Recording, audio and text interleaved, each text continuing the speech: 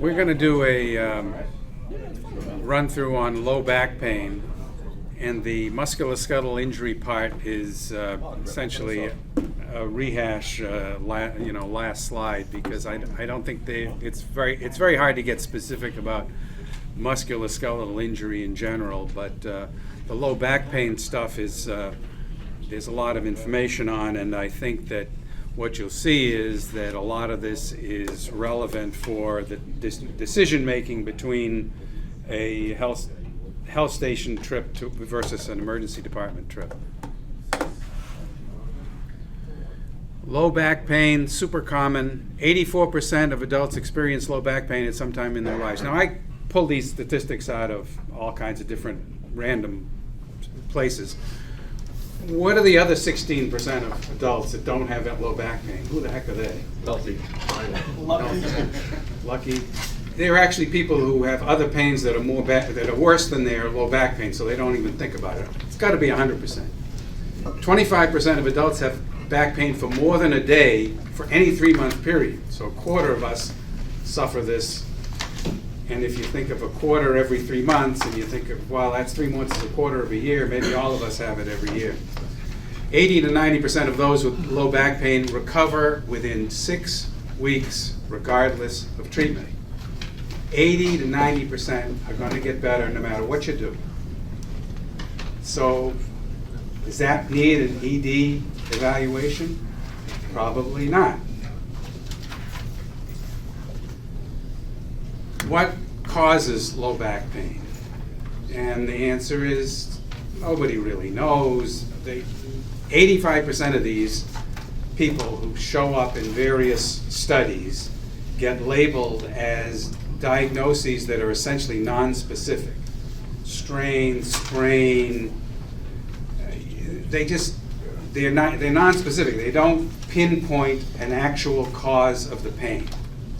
And less than 1% are some kind of serious disease that's causing the low back pain.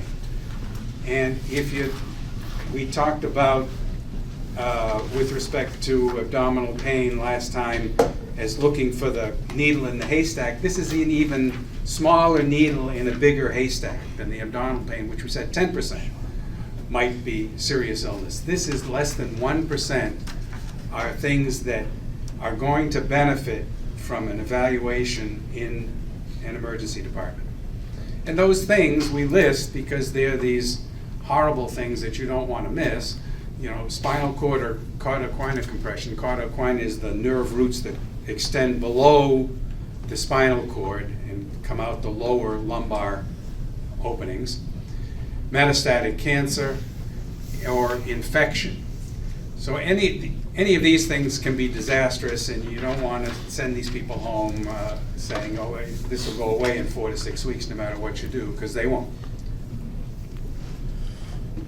But the non-specific category, that's a place where the primary care doctor has, I will argue with you, more value than the emergency room doctor in treating that patient. And we'll see later when it comes to treatment, there are things that the primary care doctor can do that the emergency room doctor can't do. Think about that. The emergency room doctor does everything, and the primary care doctor only does his primary care stuff. How is that possible?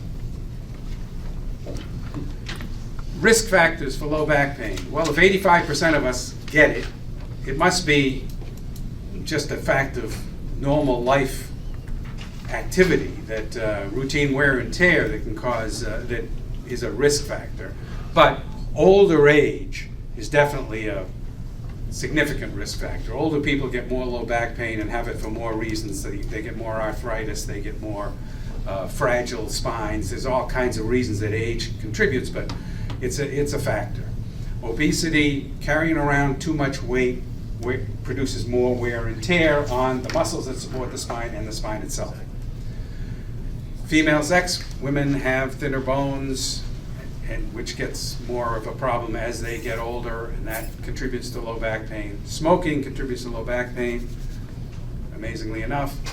The interesting thing about work, I said, well, you know, those people that do heavy work, these people who are lifting and working hard all the time, they're going to have more low back pain. Well, it turns out that the guys who sit behind computers all day have more back pain too. So sedentary work contributes to low back pain, heavy work contributes to low back pain, any work contributes to low back pain.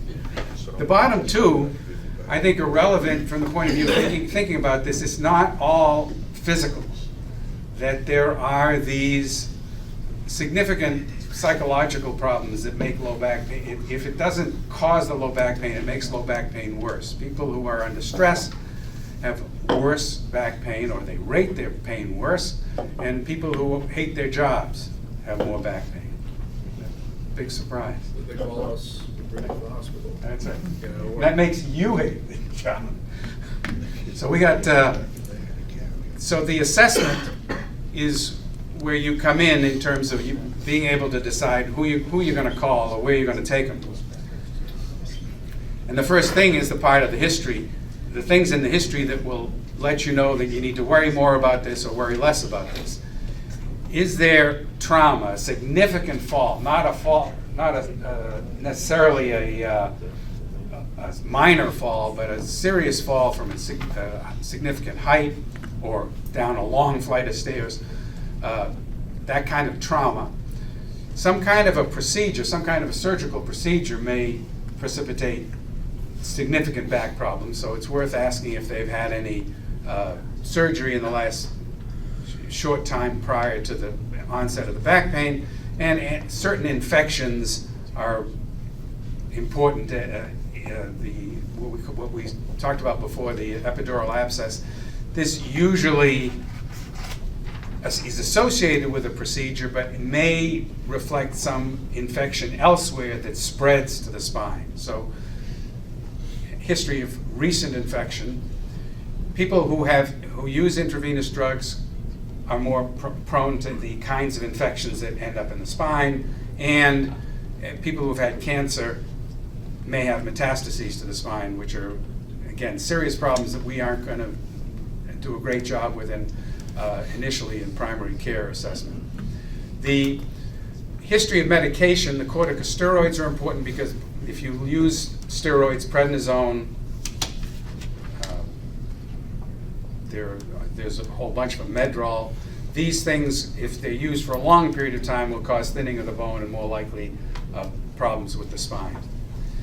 The other issue here that we want to make a note of is that if someone gives you a history that they've been on narcotics, that the back pain may be simply a drug-seeking symptom. So you want to have that as part of the history of what they're currently taking: steroids, narcotics. And you don't have to do a comprehensive physical exam. You're not expected to do that, but there are pieces of an exam which you may be doing in the field that will tell you if there is likely cause of serious back pain. Someone with a high fever, particularly if their fever is associated with an exacerbation of the back pain, is a significant red flag.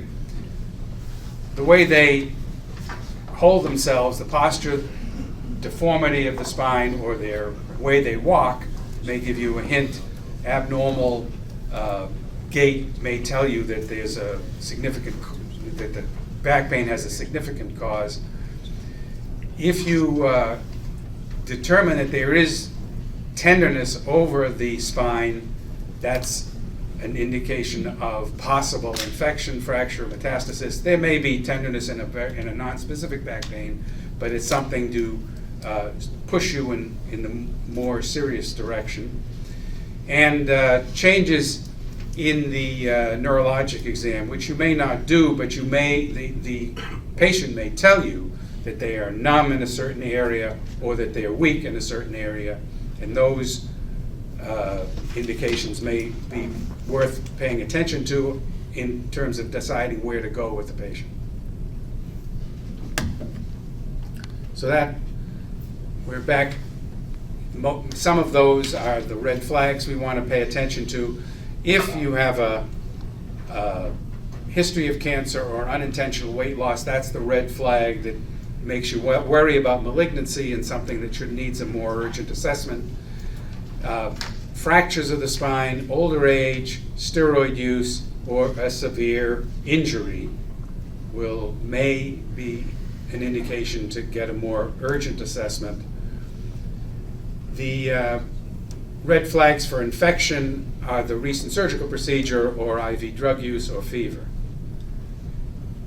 The cord compression concerns, the way we look for those in history or exam, are a history of inability to urinate. You see a patient with low back pain says, and I can't pee, that's often an indication that there is compression of the lower nerves, the lower spinal nerves, which regulate bladder function, and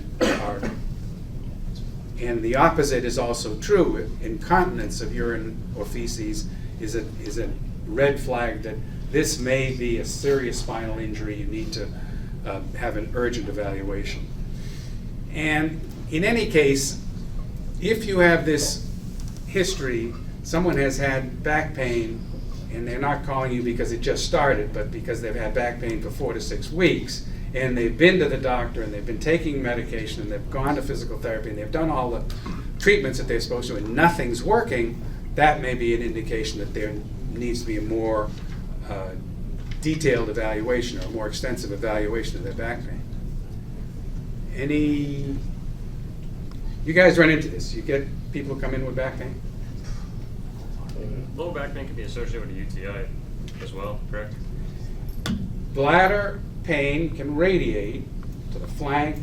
It can, if it's ascending into the kidney, it may radiate to the flank area, and it can radiate toward the back. Yeah, it's not a common cause of exclusive low back pain, but, and there are other symptoms that go with that that'll tilt you in that direction, right? If a patient isn't complaining that they can't pee or that they're incontinent, but that it hurts when they pee, I can, so you can, I think with some simple history questions, you may be able to make a educated guess that this is a patient that we can take care of at the health station.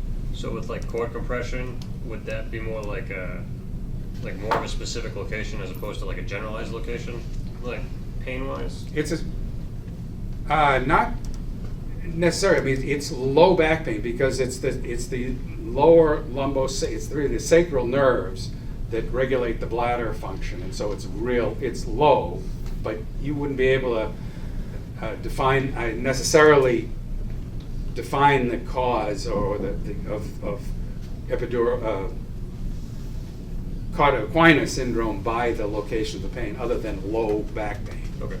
So it's not the location of pain may not be specific, but the symptom is very specific. It's very unusual for someone with a sprain or a strain or sciatica to tell you that, doc, I can't pee. The 70-year-old guy with a low back strain who's got prostate problems, I mean, you combine conditions. You could say, okay, well, I can't sort this out. I can't sort it out either necessarily. I may want to, that may be something that I have to pay attention to in spite of the fact that this guy, he may have just a simple low back pain and prostate problems. But it's a significant factor if someone has either urinary or fecal incontinence or they can't urinate. Those things you want to at least have those things enter your mind or ask the question when you're dealing with a severe low back pain so that you can sort out, is this an appropriate candidate for outpatient treatment or do we need to go to the ED? Is that clear to everyone, or am I muddying the water? Other questions?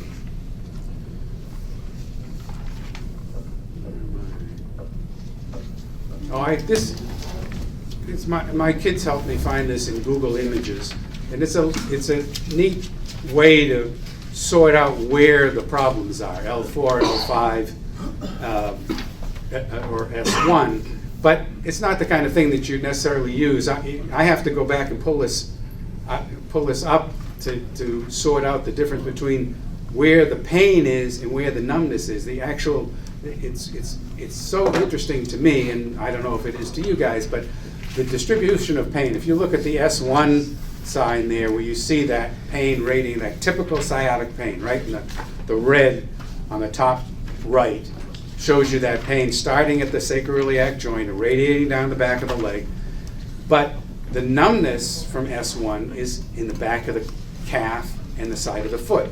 So the sensory input that the person is getting from the foot and the back of the calf is taken up by S1. The pain phenomenon comes in a different site, so the pain, the actual symptom of pain and symptom of numbness may occur in different places from the same nerve. And we can discriminate by the reflexes, we can discriminate by the actual weakness, but not something, it's an interesting thing for docs to sort this out. How do you treat it? This is where we get to the difference between the primary care doctor and the ED doctor.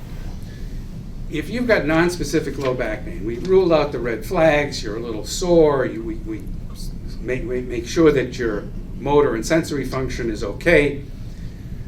We treat these patients usually with non-steroidal anti-inflammatory drugs, ibuprofen, naproxen. Physical therapy, the key thing, that's actually should be number one. I put them in the wrong order. Physical therapy is the real treatment for these folks.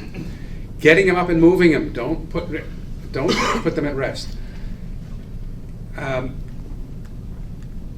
I pulled out my file on back pain from when I was a resident, and I had a little brochure which I kept because it had all the Frank Netter drawings of the spine and the nerves and all that beautiful stuff. And I got to the treatment section in the back of that book. This was the 1970s. And the treatment, number one treatment was several days of absolute bed rest. Believe it or not, we have turned the page totally on what we were taught in the 70s and what we know to be much more useful today. Bed rest probably makes some of these people worse. So we try not to let them rest much, maybe a little bit of rest, but try to get up and move around.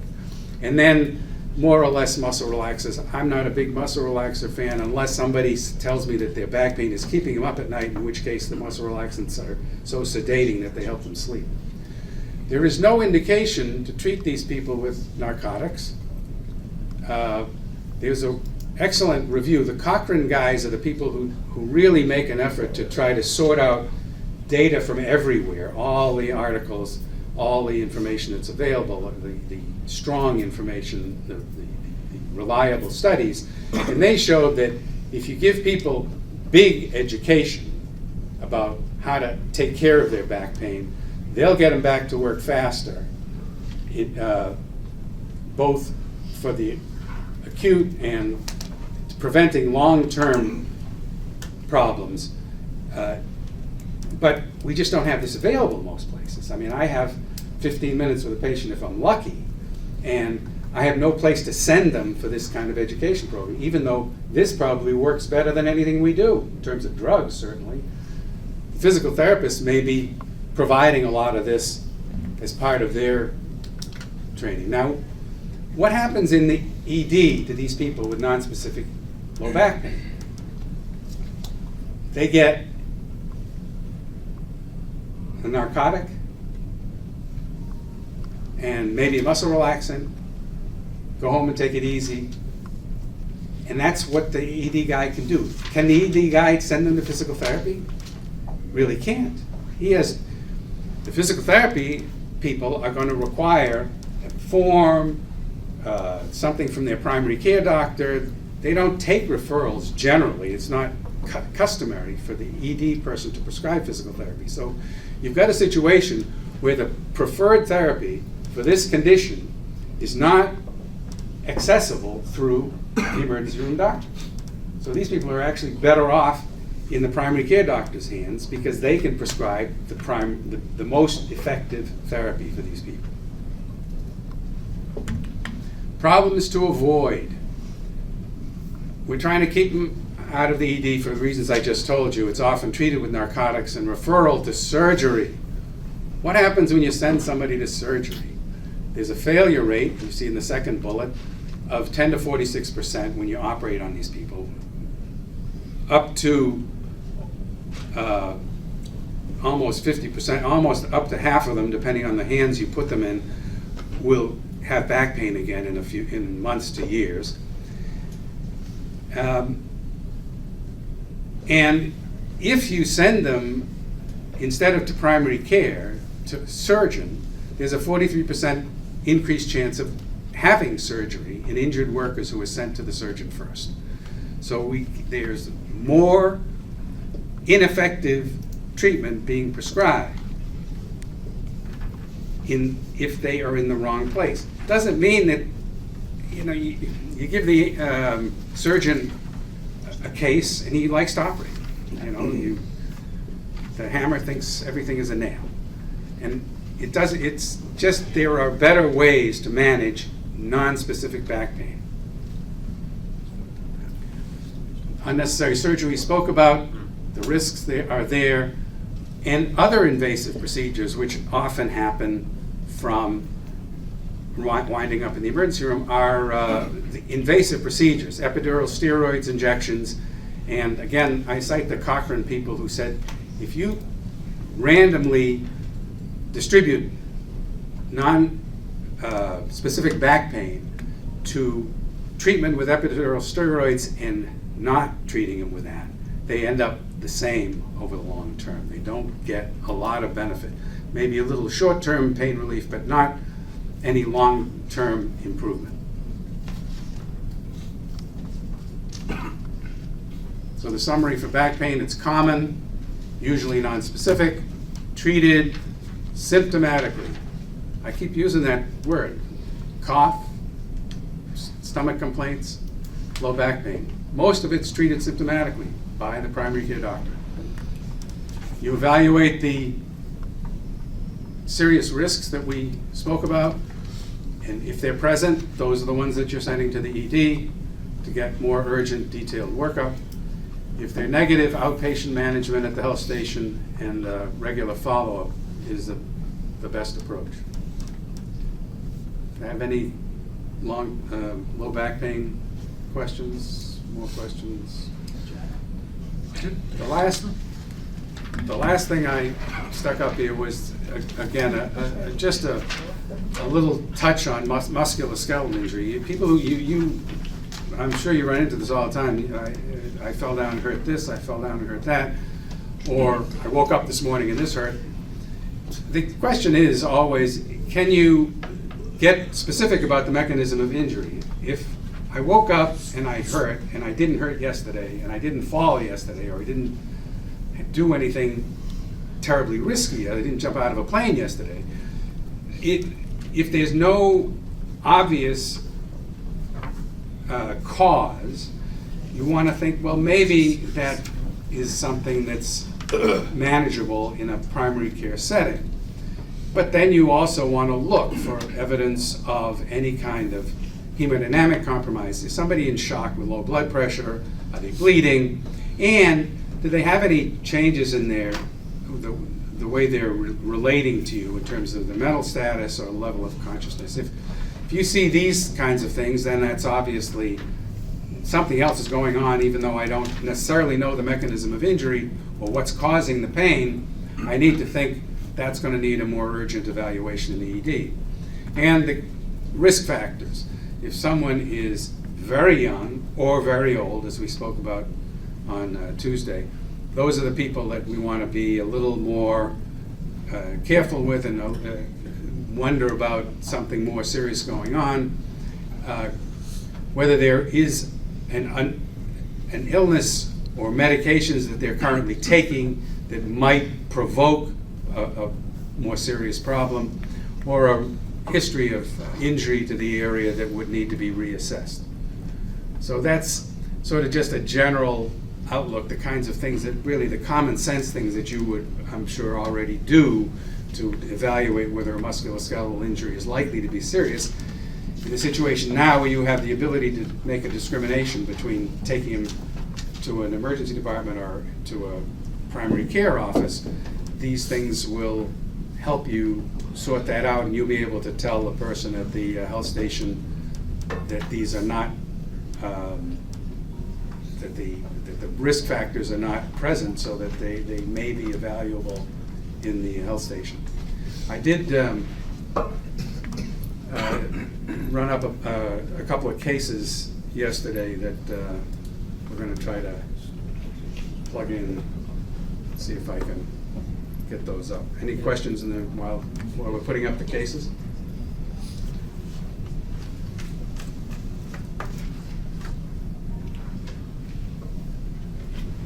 We can do with the cases, perhaps this time, the same thing that we did last time, and we'll read through the case and get a general idea, and then I'll ask one of you to call me at the health station and tell me if patient can be seen. One other quick addition. Excuse me? One other quick addition. It turns out that foot pain, in the absence of a significant risk factor, like vascular compromise, actually it's almost always related to shoes and mechanics of the foot. As it happens. Shooters.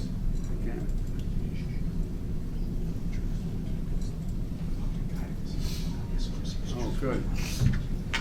You didn't bring up my daughter's engagement picture. That's good. Good for you.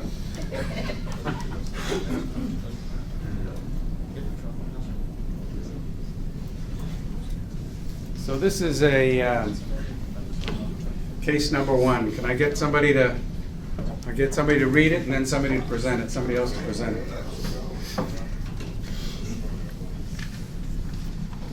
34-year-old woman complains of acute low back pain that began while unloading her dryer at home a few days ago.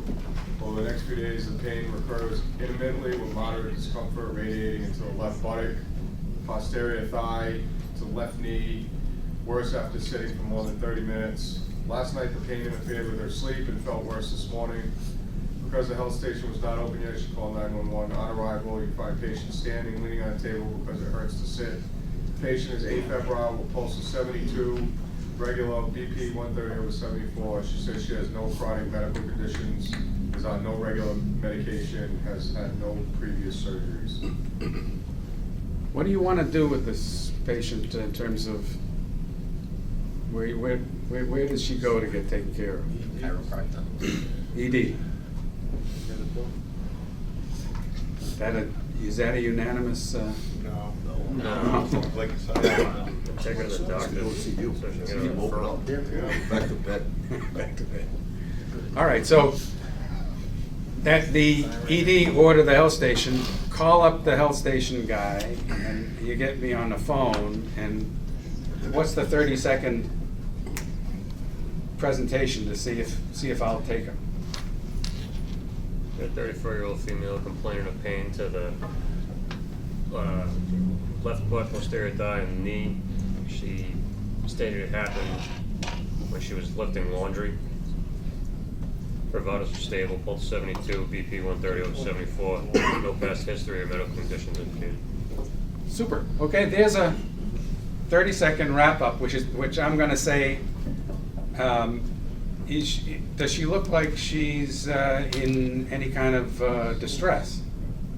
Only pain, but there's no respiratory or anything like that. Fair enough. She doesn't look like she's in distress. But she's got to go to the ED because we're unable to call you because you're not open. Ah. It's a scenario. Well, by the time you get there and by the time you get there and do the assessment, Bullshit. we're going to get out. Yeah, that's right. The thing that concerns me more than what you say is really important, and the thing that concerns me more is that when I looked at your list of inclusion criteria, this isn't on it. Please? When I looked at your list of inclusion criteria, low back pain's not on it. Needs to be. Yeah. Needs to be, okay? Because I think these kind of things are part of the place where we can really improve the quality of medical care by getting these people into the appropriate location at the, before they're shunted off in the wrong direction. So would it be appropriate to tell her, wait till 9 o'clock and give them a call? You're fine, leave her there? Can you do that? I don't know, that's what I'm asking you. Ah. You gotta get them to say they don't wanna go to the hospital. Yeah, we You're kinda had suspended. it, that's you have to tiptoe around, you can't just be like, Talk them into it. we're not taking it, you gotta you gotta- coerce them. Ah, You can't be like, no. I think it's Wait always, till they Eric, open. correct me if I'm wrong, I think it's always okay to say, gee whiz, you know, happy to take you to the hospital, the wait's likely to be for this, you know, 3 to 5 or 8 hours. You It's go over to good. the neighborhood health station and the wait's the wait is likely to be an hour or less. I mean, to me. But she would have to, I think she would have to refuse. So you're offering her a ride to the ER, she would probably refuse that. And then she's on her own to go. But that would probably be appropriate in that case for her and for us. And this is one of the inclusion criteria that we're likely to add. yeah, I'm hoping, yeah. In the course of this week, people have suggested some interesting inclusion criteria, so, you know, I Excellent. changed them a little bit, I worked on them a little bit yesterday, I'm gonna add a couple more today. Super. Yeah, I think Based on everybody's feedback. that's great. If you guys see the value in this, then we can sort of push that in that direction. I think it's very helpful. I didn't have that thought that, yeah, you can go to the ED for this, but you'll sit around for a long time because you're not, you know, there's a lot of triage that goes on, that the more serious stuff is gonna get taken first, whereas if you go to the health station, they're gonna see you much more rapidly.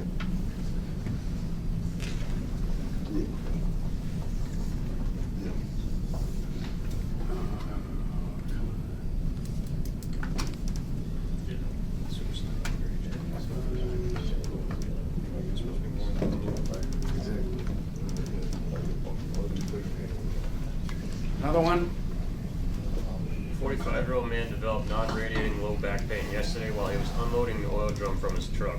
The pain kept him up all night, even though he took 2 Advil every 4 hours.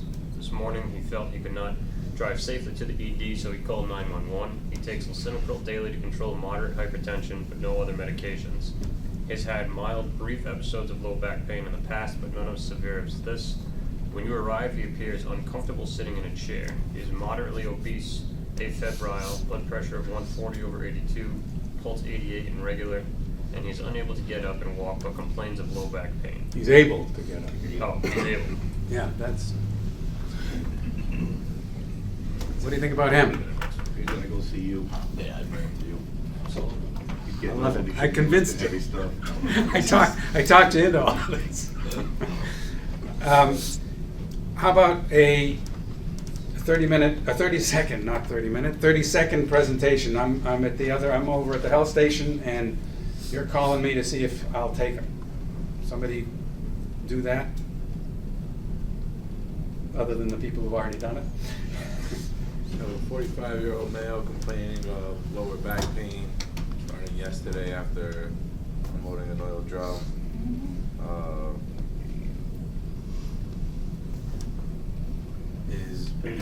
Shut the hell up, Scott. Fluid. Only 30 seconds, Joe. You know what? I quit. I'm like that. Basically, gotta leave that. Well, 45-year-old male developed non-radiating low back pain yesterday, bringing an oil drum out of his truck on his own. Pain kept him up all night, even though he had taken 2 Advil every 4 hours. Did I just shoot down the? Yeah, vitals. So, Vitals stable. You don't have to get into me. Vitals are stable. Is he? I would let him know that he was able to get up and walk. What Excellent. complains of low back pain? Good.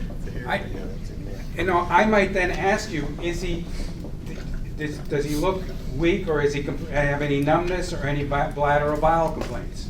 And you would say, geez, he's walking okay, he doesn't limp.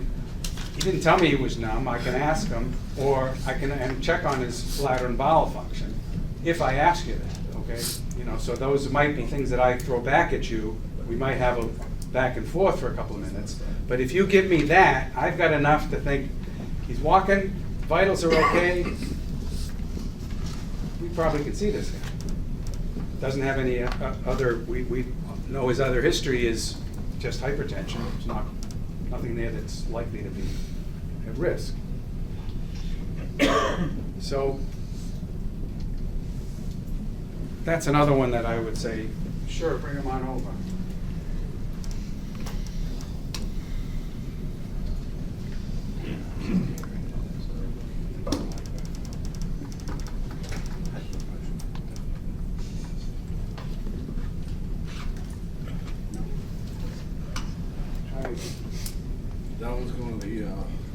Oh.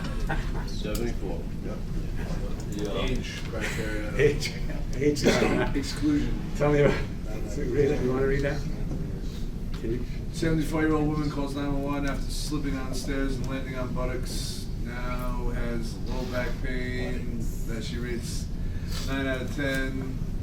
That does not radiate. The pain worsens with any movement and improves on only slightly with rest. When you arrive, she is in obvious discomfort, sitting in a chair. She has a history of unknown type of arthritis, treated with Celebrex 200 milligrams daily. She takes a multivitamin daily. She is slender, afebrile. If I pronounced that wrong. Anyway. Good. Blood pressure 150/74, pulse of 84 regular. Her back shows tenderness in a midline over the fourth lumbar vertebra. What does she probably have?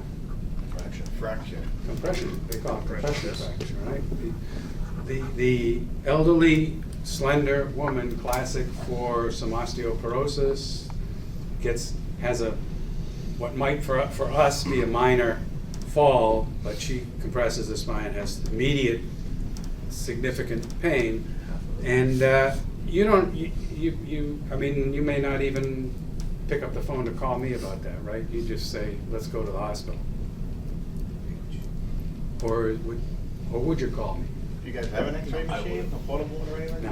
Okay, We will. then go to the hospital. We will. We will have X-ray At the- at the neighborhood health station. At the health right station. Oh, excellent. Yeah, an X-ray and bring it. I would go to the hospital. Give a call, see what you think. You see something you don't like in the Yeah. X-ray, Yeah. Is it worth it? Yeah, I'm happy, that's a valid point. If we can, then they're just gonna get transported from there by If- private ambulance. if we determine that she is a candidate for home care, that's gonna be the trick, I think, is to decide if this is somebody that we can manage with a home health, a home health nurse, a visiting nurse and a home health aide. That's possible, that we could actually organize better care for her over a long term than might happen in the ED. And that's gonna be a judgment call that you certainly can negotiate with the doc. Turns out the treatment of lumbar collapse is itself controversial. Right. There was a period in which they had a process for injecting a kind of cement into the collapsed vertebrae. And they were trying to do that a whole lot. And then when it got studied, they decided that it didn't make much difference. It wasn't much better than no treatment. Yeah. So there's still some people who do it, but its use is controversial. And there isn't good evidence that shows it's any better than having somebody get home and get mobilized and, sort of keep moving around till the pain goes away, which usually takes 4 to 6 weeks. Yeah.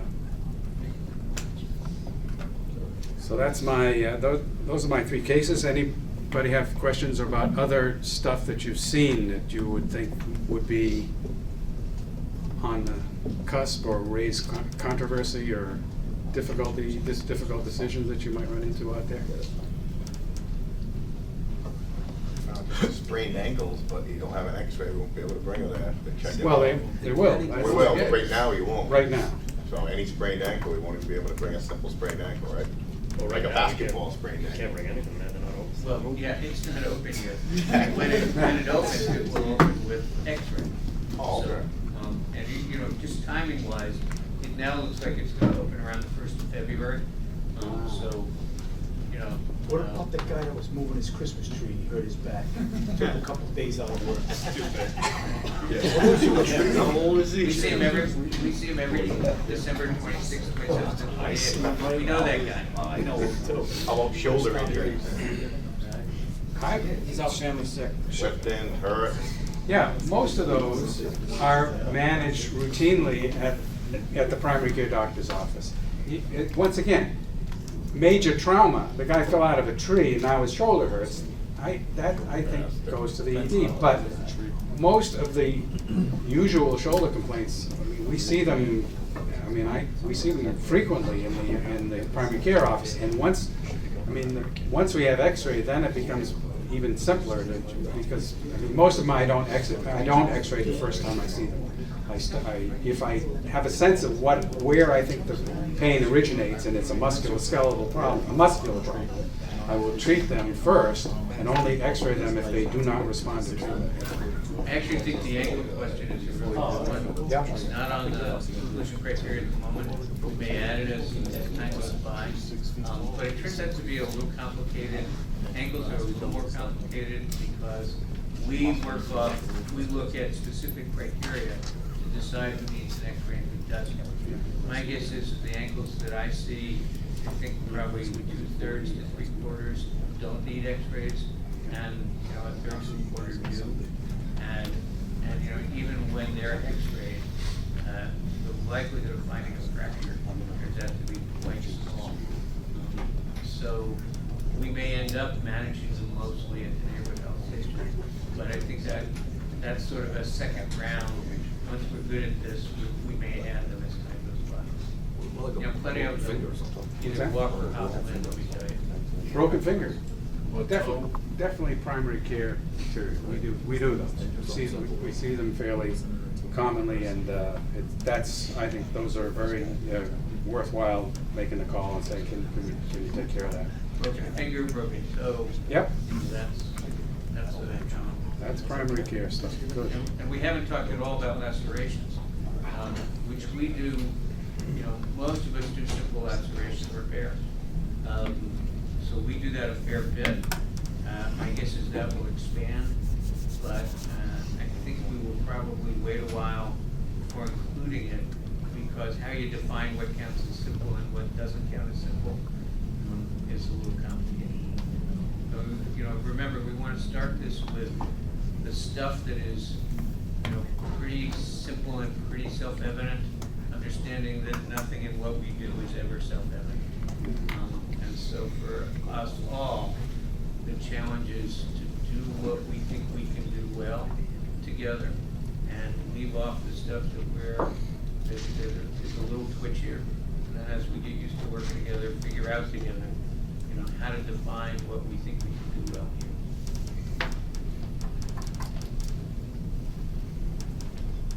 Other questions, thoughts?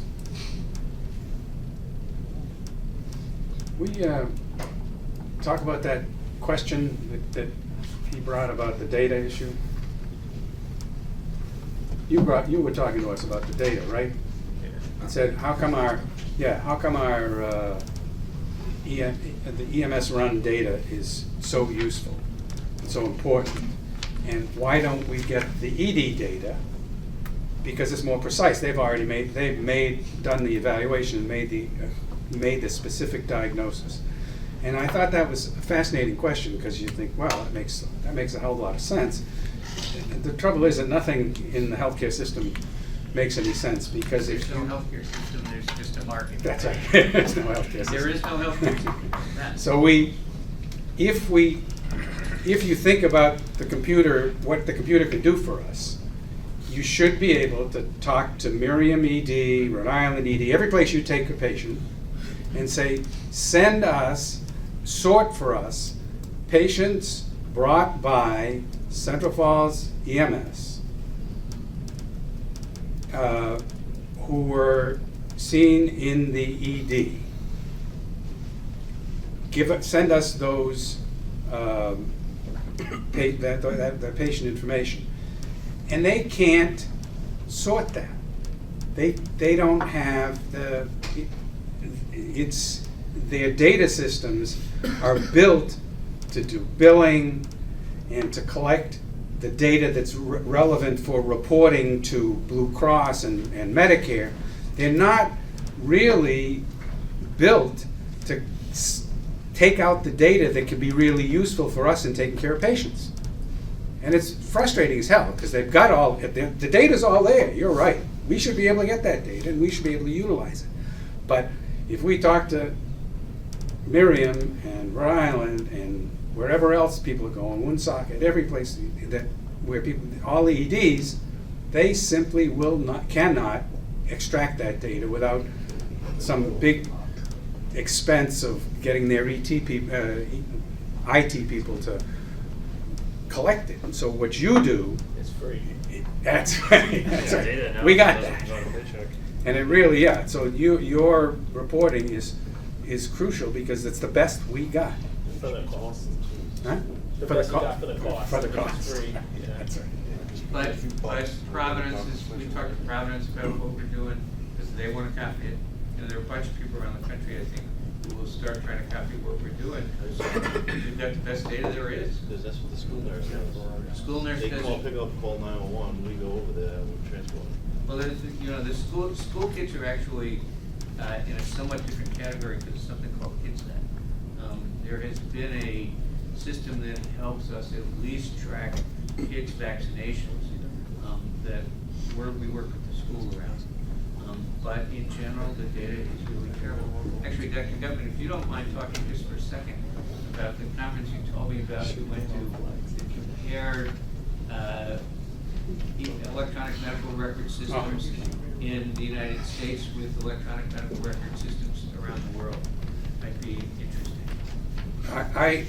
I had been working out in California, and I got an email from Brown. They were going to have this conference. It's a year ago, February now. It's back in 2017. That was called the patient, the practitioner, and the computer. And I said, boy, I got to go to this because I'm so frustrated with all every place I go has a different electronic medical record. They don't communicate with anybody. It's the most frustrating thing in the world to use the electronic medical records here. And I went to this conference thinking that I was going to meet young guys, computer literate guys, who were going to show me why I was so frustrated and what I needed to do to make this system work.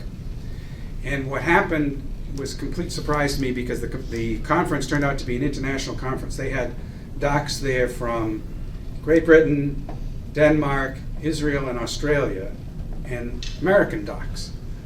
It must have been 150 people there. And people from each country got up and talked about various aspects of their electronic medical records. And the interesting thing to me was that to a doc, every international guy got up and talked about his electronic medical record, loved it. They were enthusiastic.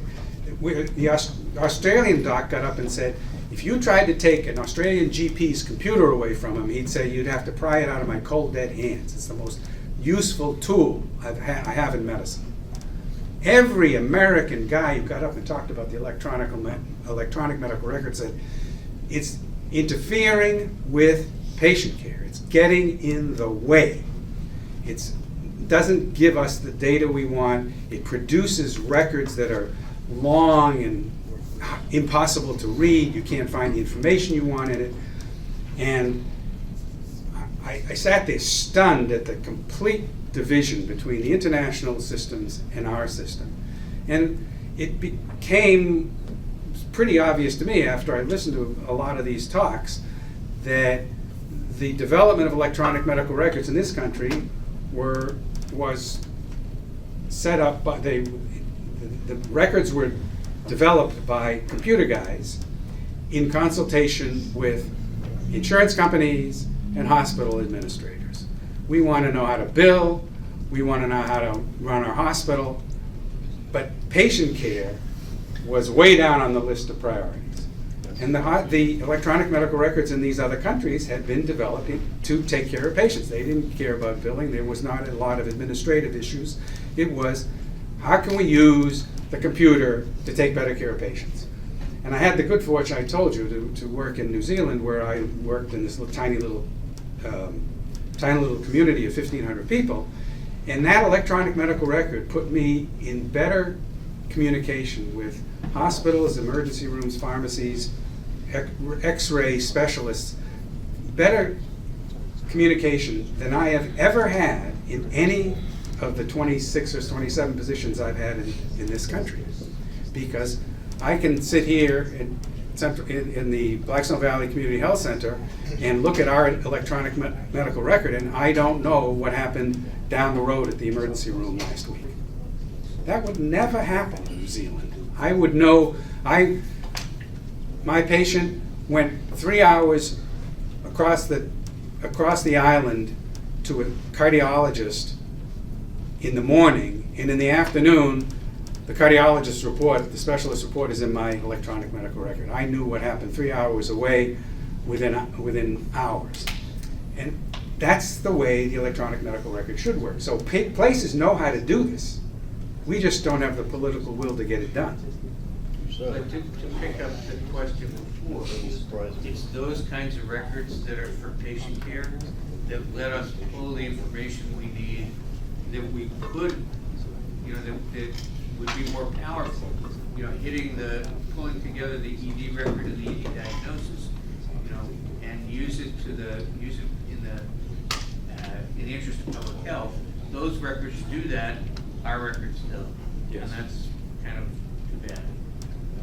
But someday maybe we'll think out how to change it. Do the HIPAA violation stop from Yeah, I doing was that? gonna say, you think there's something that they don't want you to see, or?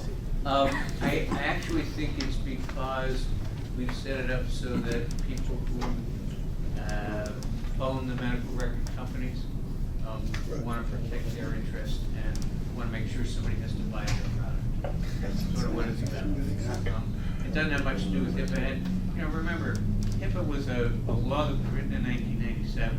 Just because it was written doesn't mean it can be changed. You know, and you would think that we could, at some point, grow up a little bit, figure out a way to protect people's privacy, but also make sure that, you know, people who are running a rescue, or on a rescue run, or in a primary care office or in a hospital have the information they need at their fingertips. And we just haven't done that. But that's The problem with the rescue guys too, is they pick up the same patient all the time. They should be able to just hit on a number, everything rolls up on it and go. You're not supposed to store their information. that's kind of what some of us are saying. And, you know, and what he said, we're all suffering the same thing. Does it all, brings it all up? You know, we all spend our time sitting with the computer instead of trying to, and they keep making it more and more difficult for us. Instead of making it easy, we're making the computer. Anyway, little editorial comment. We're gonna walk over to the neighborhood health station.